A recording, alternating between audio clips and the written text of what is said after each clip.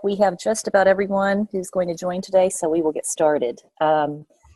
Thank you for joining us today, and welcome to our webinar on managing UltiPro Open Enrollment. As you all know, a successful open enrollment session starts with the right technology platform for your business. We, of course, recommend UltiPro because it's simple, user-friendly, and gives you great visibility. You also need a thorough analysis of your open enrollment process, planning ahead, good communication, and bringing on help if you need it. That's where Mosaic comes in, because we can help you with best practices, support your open enrollment process with additional manpower, or manage the process for you. Today, we're going to cover some analysis questions, open enrollment setup and testing, plan types, session qualifiers, BI reporting, and interfaces. And of course, your questions. I just want to mention, if you have questions, you can message the group using the chat box at the bottom of your screen, and we will make sure that we address your questions to our presenter. We'll also have some dedicated time for Q&A at the end. I want to introduce our presenter today, who has a wealth of experience in this area. Sherry Wadlington, a Mosaic Senior Functional Consultant, has more than 10 years experience as an UltiPro consultant. She has an extensive knowledge of HR and payroll, onboarding, recruitment, open enrollment, and life events, platform configuration and workflow, all of which has made her an expert at process development and improvement. Sherry leverages her broad perspective in these areas to bring efficiency to daily processes and help bring order and structure to daily processes for her clients. And at this point, I will turn it over to you, Sherry.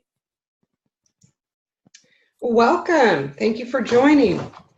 I want to commend you for starting to think about open enrollment now in the summertime. That's a great advanced process to get prepared. You can never be too prepared is kind of my motto here, especially when it comes to open enrollment.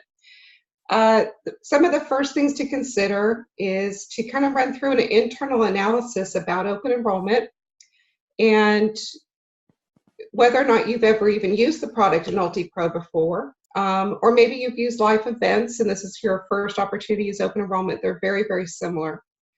You want to determine what the plan year effective date is going to be, and that's something that we're going to talk quite a bit about in this presentation, is the effective dating. We're going to talk about the difference between an active and a passive open enrollment. So an active open enrollment is where all employees that are qualified must elect their benefits again in order to continue. A passive enrollment is if the employees do not choose to enroll again or re-elect, they will continue to carry over their current elections. You also want to consider how many pay frequencies you have in your environment. So things like monthly, semi-monthly, bi-weekly, or weekly.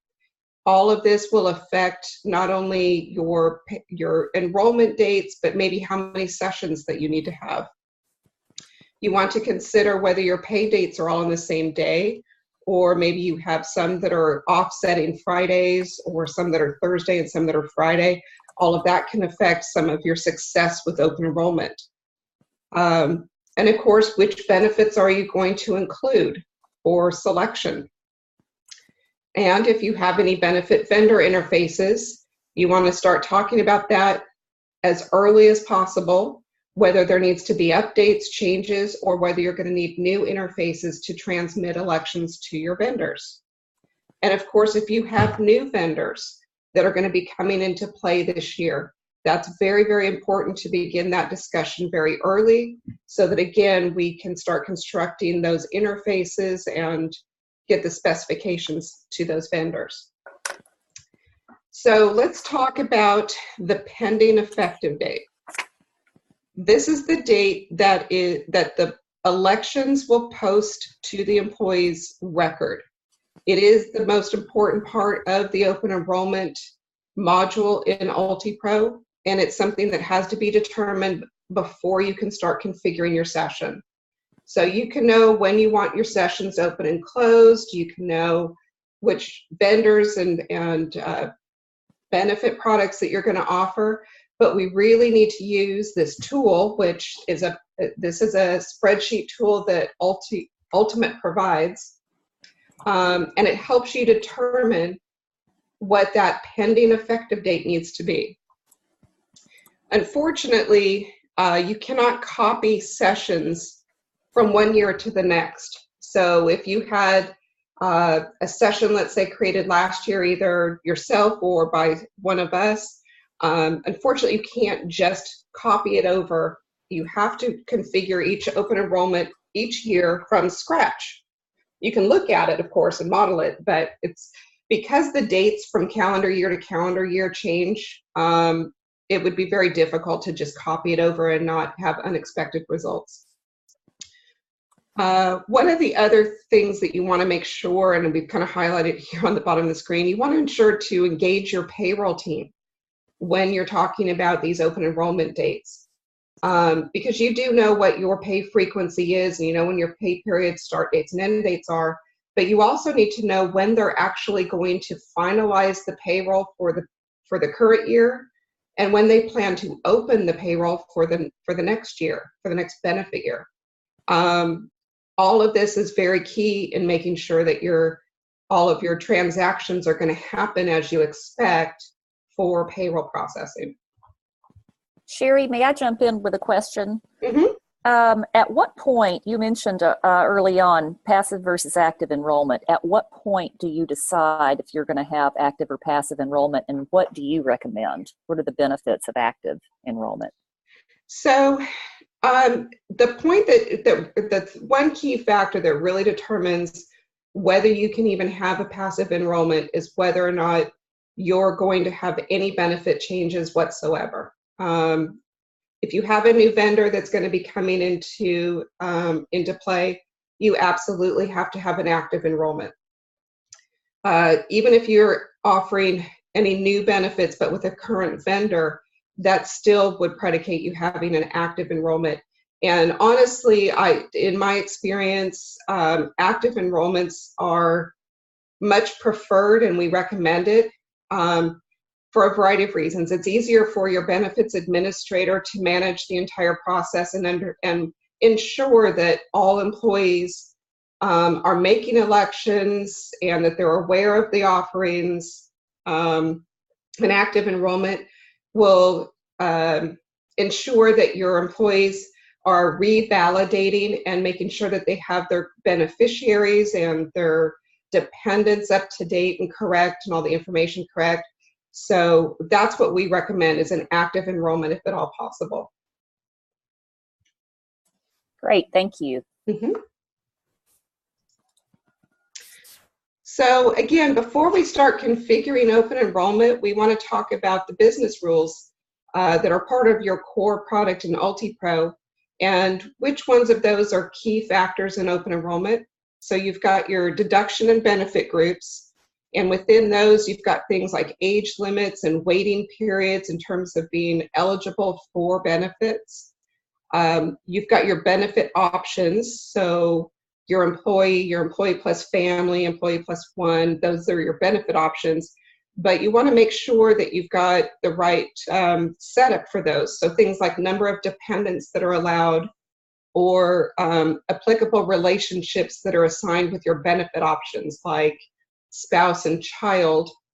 You want to make sure that employee plus family does not include things like siblings and grandparents and that. So that, again, you just want to make sure it's clean and that everyone's able to enroll the appropriate dependents. You want to make sure that you review your deduction codes for things like FSA maximums, your age graded tables to make sure you've got all of that lined up correctly. So those can be reviewed before you even start open enrollment, and it's just a good way to go through and analyze all of your business rules. So let's talk about defining the sessions when you have determined, again, your pending effective dates and you're ready to start defining your open enrollment session. Obviously, you have your session open date and close date. So that's going to be the time when when an employee can see the session is available and go in and make their elections. The bottom part of the screen has some of these administrator options. A lot of these are defaulted to include in the session, but you do want to allow, best practice is to allow your employees to edit their beneficiaries and dependents within the session. As I said earlier, this is the time when they can validate and make sure that they've got the right coverage for their dependents or the right people included, and allowed to, again, add them to plans. You want to allow them to be able to modify their elections during the active session so that they can start it and go discuss something maybe with spouses and then come back and complete it. So you want them to be able to continue to modify their elections until they're finalized.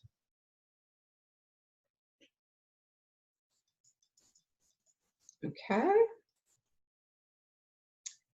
So here's an example of a little bit more complex company. They have several component companies, and they require several different sessions, partly because they have different offerings, perhaps for different states, or you could have union groups that have different deductions than the rest. You'd have to have different sessions for them.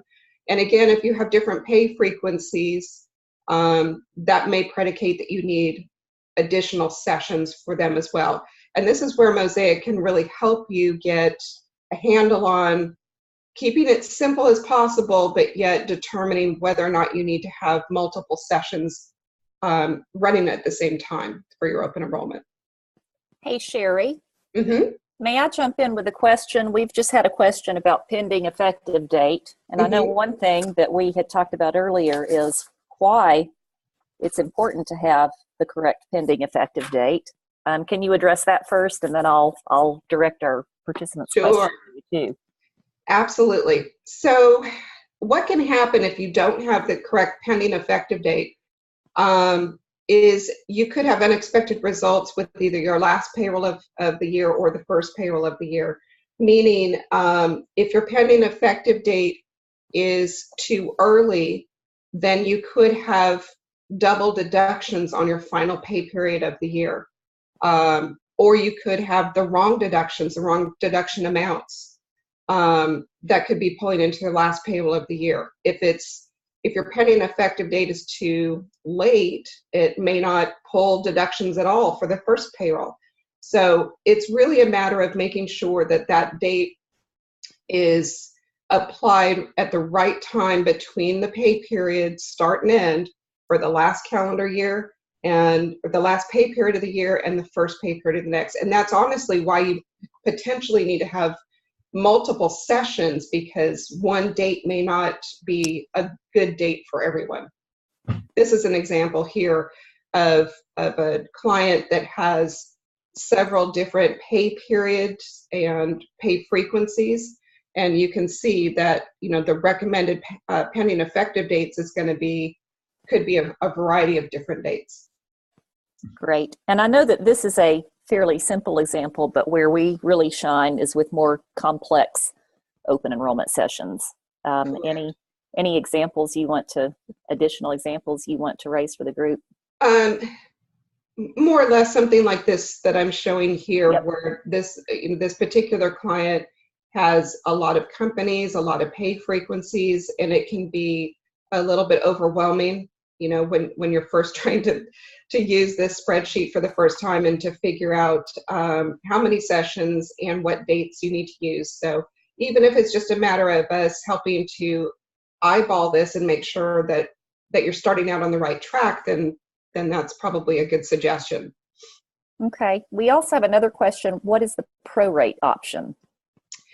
So the prorate option is if you were to hire, let's say you have a biweekly pay cycle, and if you hire somebody or you start somebody in the middle of the pay period, a prorate means that they will not be deducted for 2 weeks worth of deduction, but it will prorate them and only deduct 1 week's worth of deductions.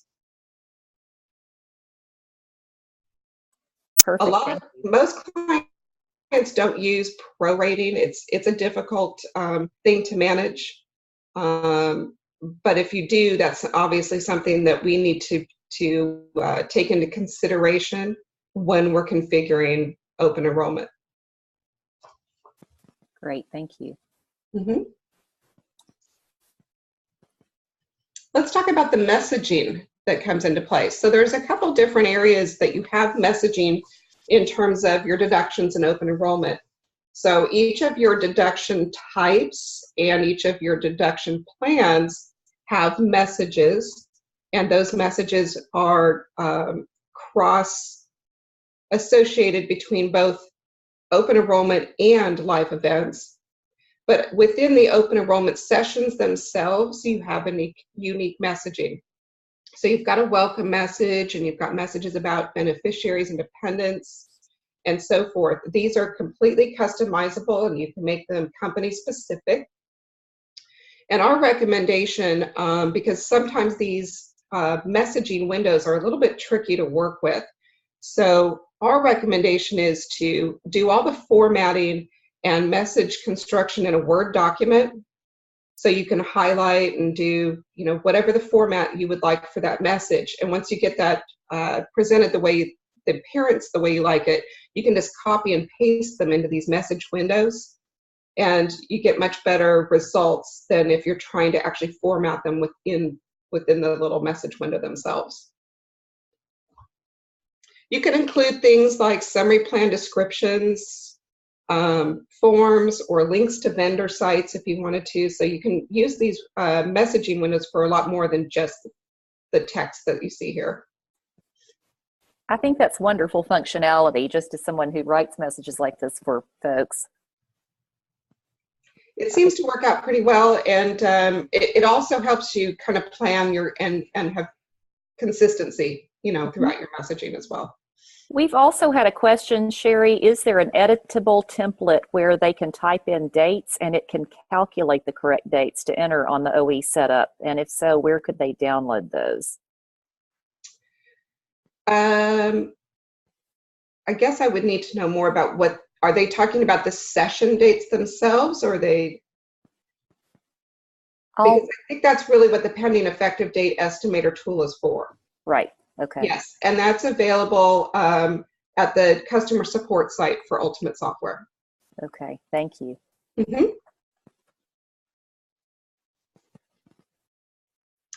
All right, so let's talk about actually creating your sessions and what benefits to include. So after you've created your messaging and you've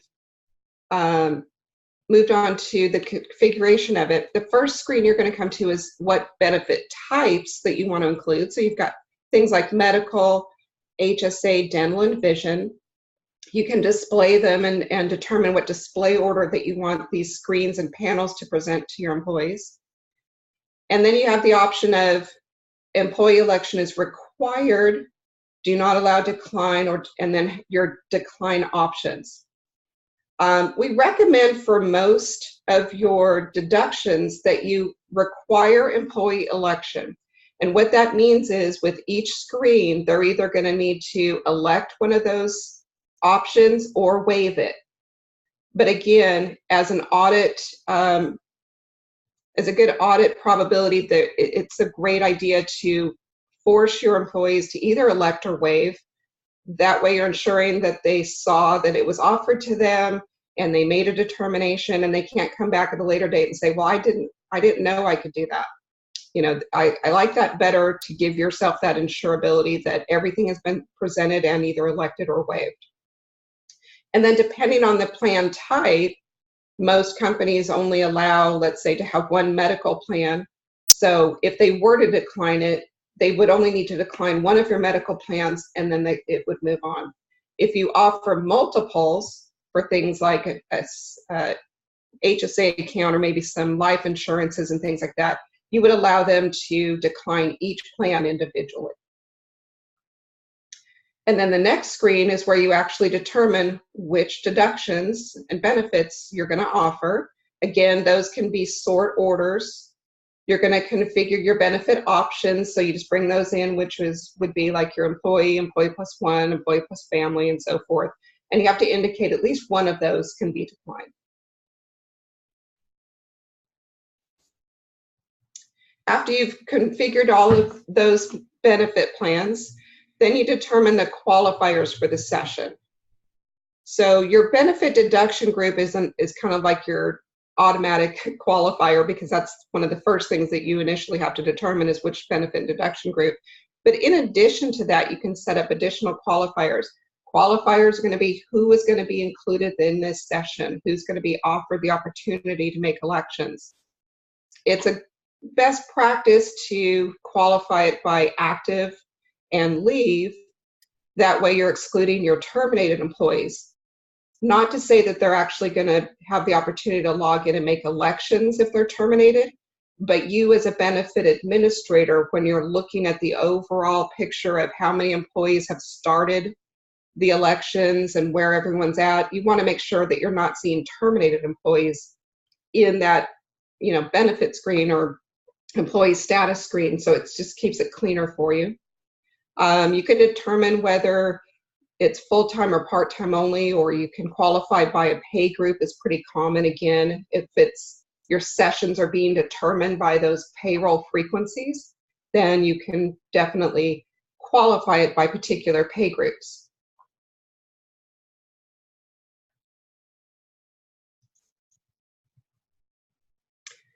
So once you've done that, you can set it into a test mode. And the test mode is just that. It's an opportunity for you as the benefits administrator to go in and experience the open enrollment sessions as an employee or as any one of your employees. And this is where you're going to validate your setup and make sure everything looks according to your plan.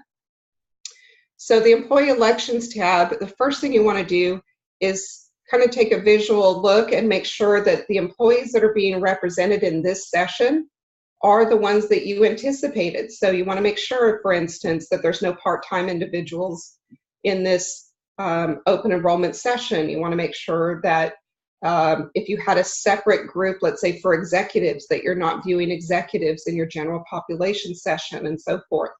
So the first thing you want to do is just make sure you've got the right individuals included in the session.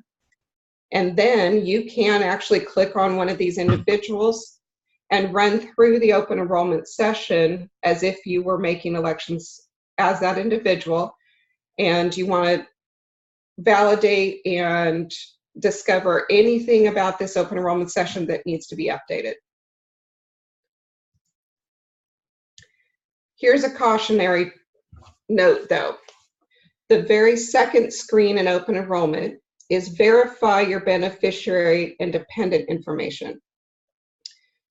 This is, for whatever reason, the only screen in testing that is not in test mode. What that means is, if you were to add Mickey Mouse to Kim Bosch's profile, it will actually add Mickey Mouse to Kim Bosch's profile.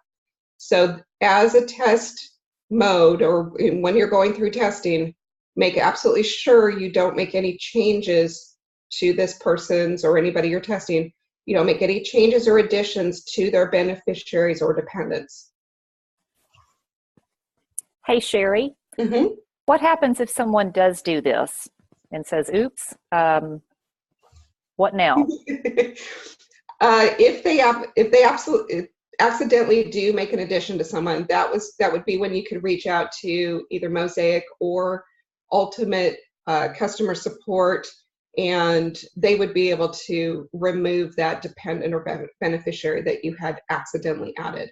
But again, it's, we can always make the fix, but it's, just keep in mind that this is actually going to assign itself to their permanent record. Another thing to note is this particular screen here, and a lot of employees get confused. Adding someone as a beneficiary or dependent here within this first screen does not attach them to a plan at this point. All it does is make them eligible for you to add them as a beneficiary or to cover them as a dependent. And so when let's say you're adding a dependent in order to make them eligible in future screens here to add to a coverage, your dependents need to have a Social Security number and a birth date on their dependent record. If you don't have Social Security number and birth date, when they get to, let's say, medical and they want to add them as a dependent, that particular person is not going to appear in their dropdown. And most of the time it's because they haven't included Social Security number and date of birth.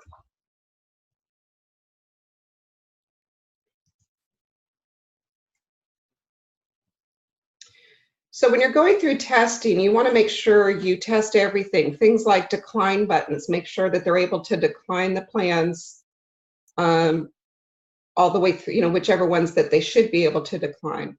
You want to double check and make sure that the plan rates are appearing correctly, that all the names and the messaging is as you desired, that the FSA maximums are holding through, and the age limits.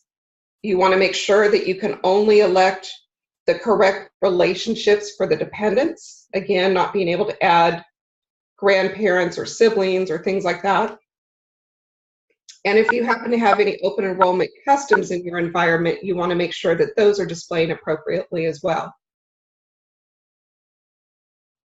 Once you're satisfied with all of your testing and you're ready to go live, the session will automatically go live on the date that you set as soon as you put it to live mode. And so you set your session to live, but before doing that, you want to make sure you go through and reset the elections.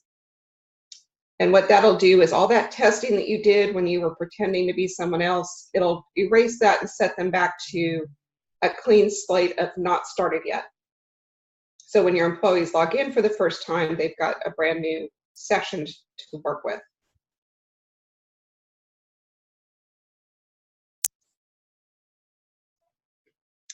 Now, during the live open enrollment session, the benefits administrator has the ability to reopen elections if necessary. So if your employee contacts you and says, I want to make a change, I already submitted it, you can reopen it so that they can go in and make some edits to that.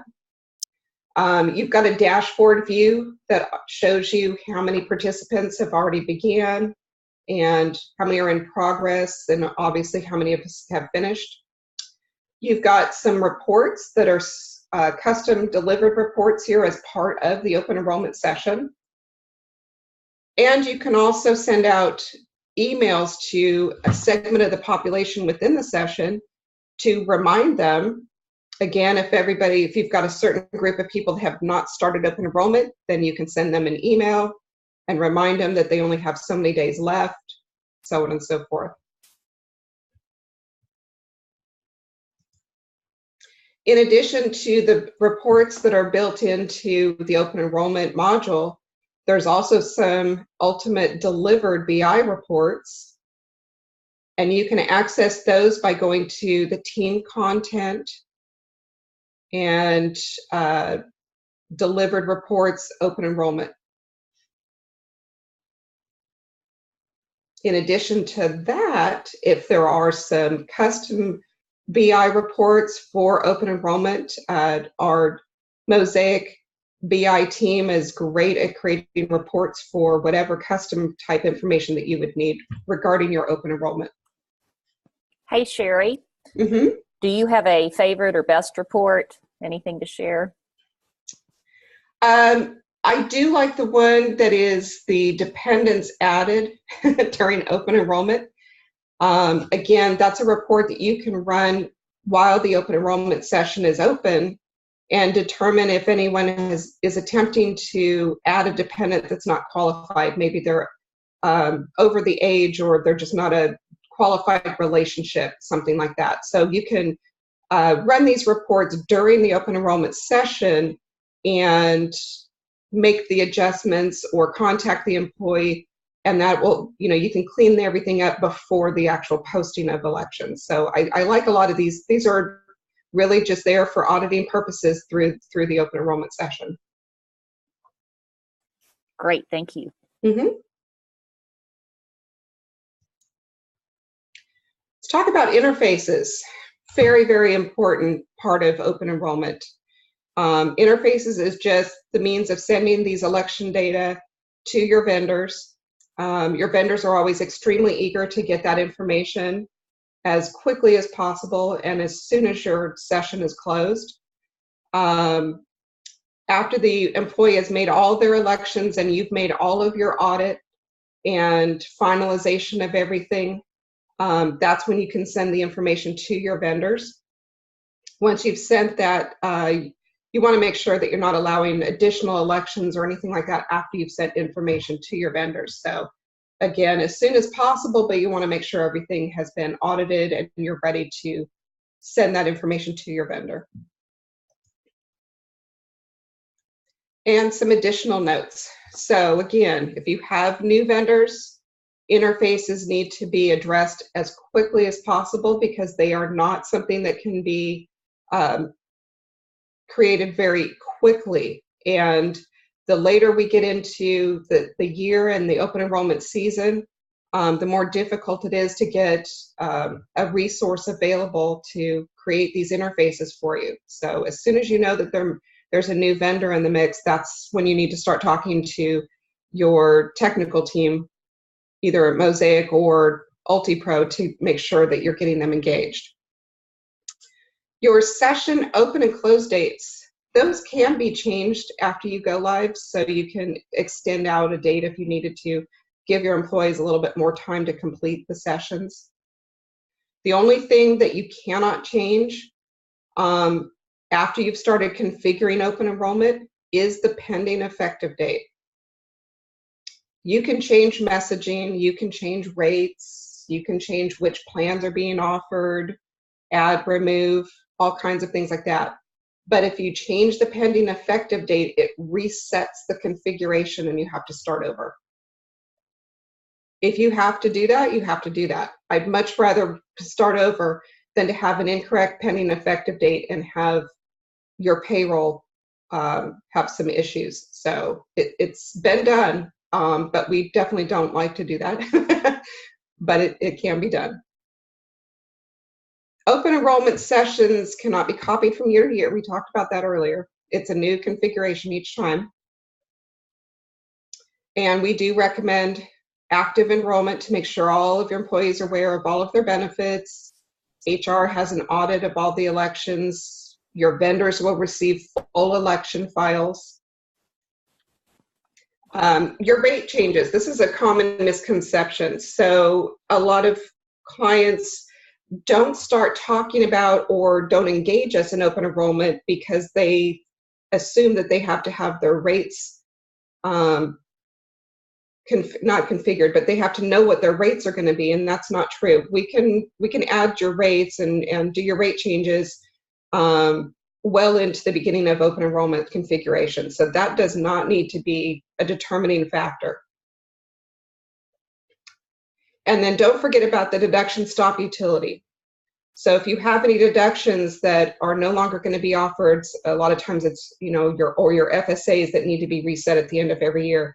You need to make sure that you run that deduction stop utility after the close of the last payroll of the year and before the pending effective date for this session. And in some cases, that could be 1 day opportunity that you have to do that. But you want to make sure you determine that while you're talking about your pending effective date and your sessions and everything else. You also need to determine when you can run your stop utility. That's usually something that payroll is involved with. If you're a mid-market account, that is something that your customer support team will do for you. You just need to make sure you request it.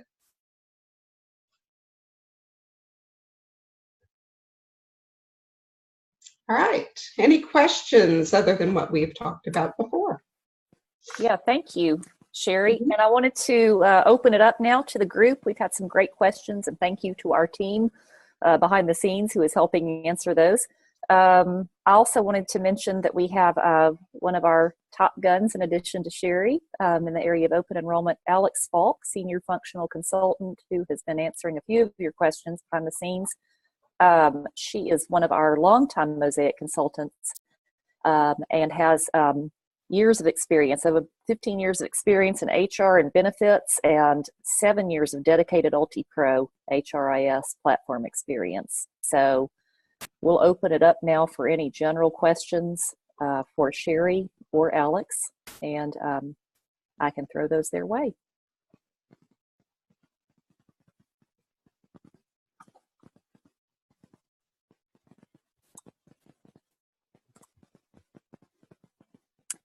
We do have one here, Sherry. They said they missed the reason to run the stop deduction utility, and could you please elaborate?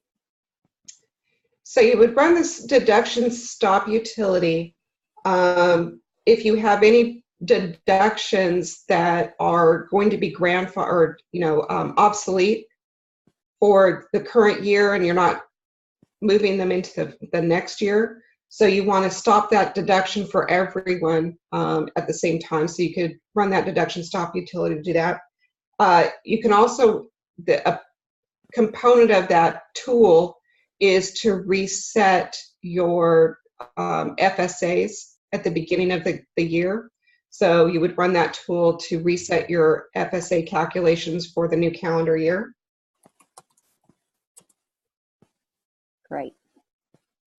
Thank you. Mm-hmm. We have another question for you. What are best practices for handling EOI? Do you have to wait for the elections made in open enrollment to load before sending this to the vendor? I may actually defer that to Alex if she wants to chime in. I've had a couple of different instances with the EOI. There is EOI calculation or a flag, so to speak, on the deductions. There's the challenge is always if you've already got EOI in place and you have someone that has already satisfied, let's say, 100,000, and they want to up their benefit to 150. If you're requiring the EOI through open enrollment, and your guaranteed issue is, let's say, 50,000, it's unfortunately going to reset that individual that had already had the EOI at 100. So there's a few different ways to manage this, a lot of it through BI reporting, honestly. As a benefits administrator, you can see who has already sufficed their EOI up to a certain point and help manage that election service.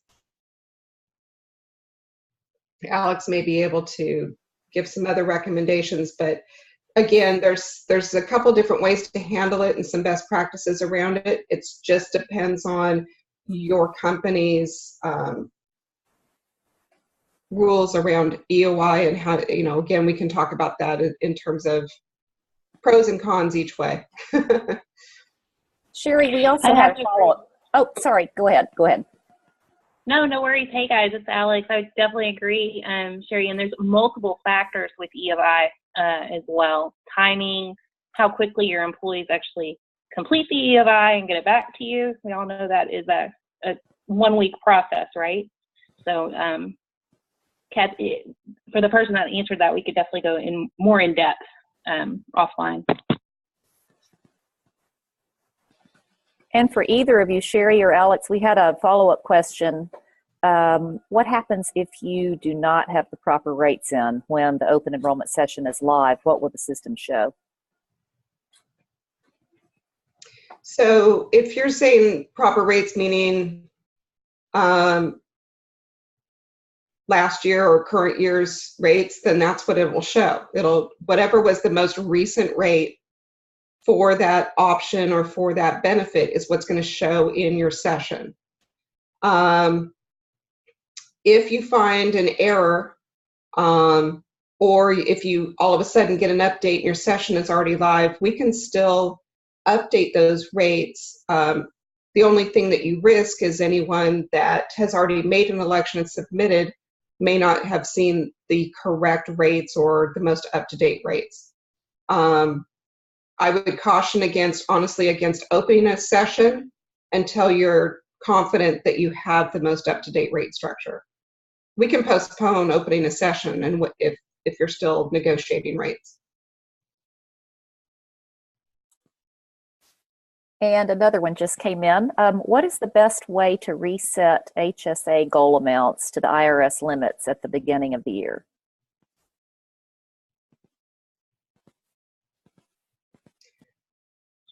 Hey, go ahead, Alex. you want me to take it? Yeah. Yeah. I love HSAs. So there's a couple different ways. So Ultimate Software actually updates the goal amount on the deduction benefit plan automatically, but that's done on 1/1 of the year. So it's really inconvenient when the IRS decides right at open enrollment that they're going to allow that amount to go up. Best practice would be to use your effective date on the HSA and push the deduction code into 1/1. So the system thinks it's 1/1/2019, and then you can update the annual goal on that deduction code. With that being said, they've done a much better. They've handled it much better in the coming years. You will see that updated amount in the open enrollment session, as long as the effective date matches the 1/1 effective date. If it's before that, which unfortunately sometimes we do have to have that effective date before that, that goal will be still at the 2018 amount. It is a bit of a manual process, but we could use messaging. We could use, you could reach out to the people that max out on their HSA and find out if they really wanted to go that extra, let's say $500 for the new year. Still a bit tedious, but it works really well if it's a 1/1 effective date. So. Thank you, Alex. Of course. Any other questions?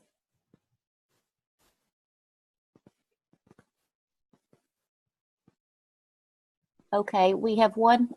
Sherry, can you use an effective date of 1/1/19 if the first day of the pay period that should use the new deduction codes is 12/17/18?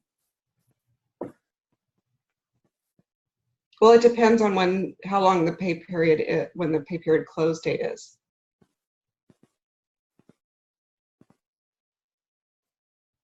So if 1/1 is within that first pay period, yes, you can. But it really depends on how close it is to the end of that pay period. Again, it's really difficult to answer a question like that without looking at all the information that's included in that pending effective date estimator. That's really the best way to determine what date is going to be appropriate. Right. They clarified that the close date is 12/30/18 and the pay date is 1/4/19.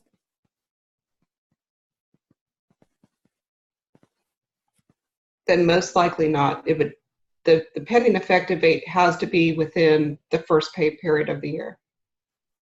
Okay, great, thank you.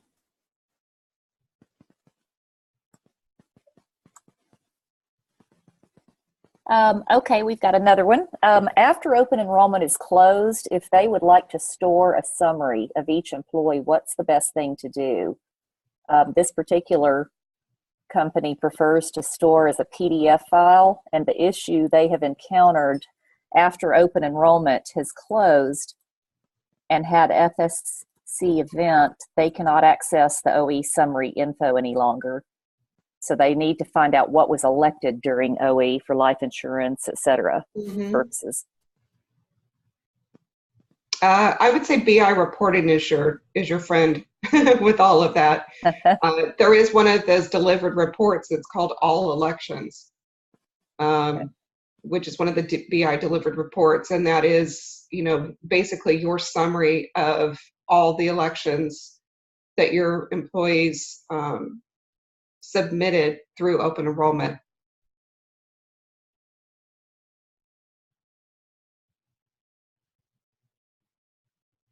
Great, thank you.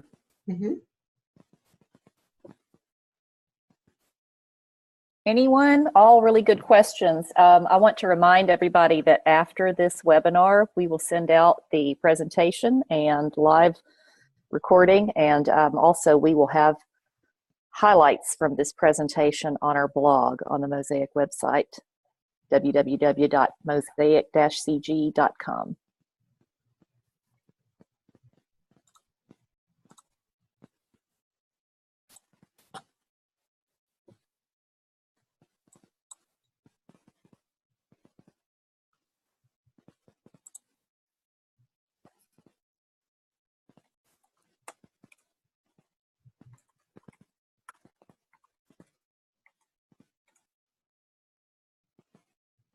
Well, I think if we have answered all the questions for today, we are good to wrap up. We will send you all a link to the blog and to the live presentation. And of course, anytime you have questions, please reach out to your Mosaic consultant. We are here to help. And thanks again, everyone, for joining us today. And thank you to our presenter, Sherry, and our other presenter, Alex. We really appreciate you all weighing in today and helping. Thank you for joining, everyone. I hope you learned something.